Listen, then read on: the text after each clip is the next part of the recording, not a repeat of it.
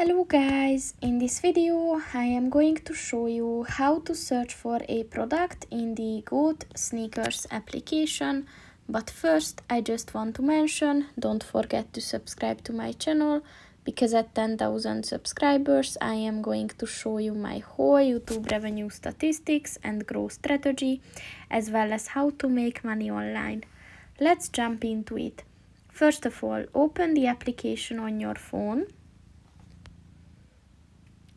And then click on the search button at the bottom of the page. And then click on the search bar at the top of the page. And as you can see, here are some of the latest and most popular searches.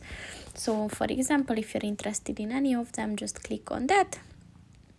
And then you will be able to see the product. You can click on it.